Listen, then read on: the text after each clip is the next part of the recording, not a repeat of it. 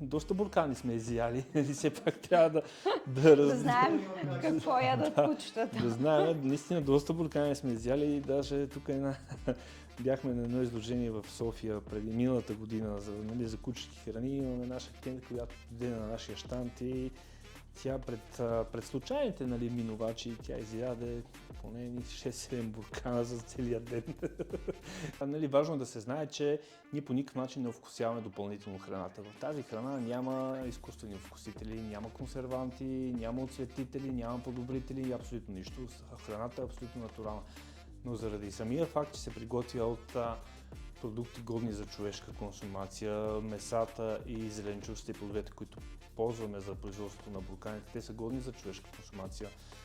Високо качество е месото, в смисъл, сега важно е да не заблуждаваме хората, не ползваме шоу или от най-скъпите меса, разбира се, но месата са годни за човешка консумация и това прави продукта много вкусен, защото продуктите са истински. И установи се, че и най-капризните кучета също много харесват храната. От информацията, която имаме до момента, знаеме за 2-3 случая, които храната е отказана да се яде от куче. Това е, което имаме като информация. Масово крайни потребители афишират бурканите с най-накрая намерих храна, която моето куче да яде с апетит. Ние имаме служител в компанията, който има куче, което куче, преди да създадем бурканите, той какво правеше? Отива, купува една консерва, кучето хапва 2 пъти от нея, на следващото хранене кучето тотално ни отказва. Той взима консервата, отива, храни бездомните животни пред блока и така се повтаряше всеки път, като той сменяше, разбира се, брандовете, сменяше вкусовете си и той никога не успява да си намери храната, която неговото куче да иска да яде.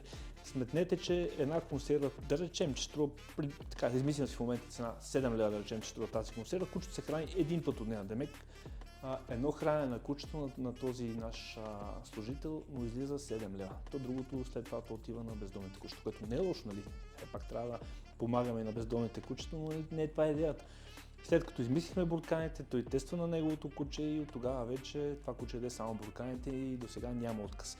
Имаме много такива отзиви от наши клиенти, най-накрая и имаме такива отзиви, които наши клиенти са намерили подобен начин на бурканите, защото те им готвят в къщи. Това, което правим ние в бурканите, те са го правили в тенджера, готвили са го в тенджера, но аз също съм готвил на моите кучета, особено когато правихме тестовете. Това си е един доста голям ангажимент, който отнема много от свободното време. Аз предпочитам моето свободно време да го инвестирам в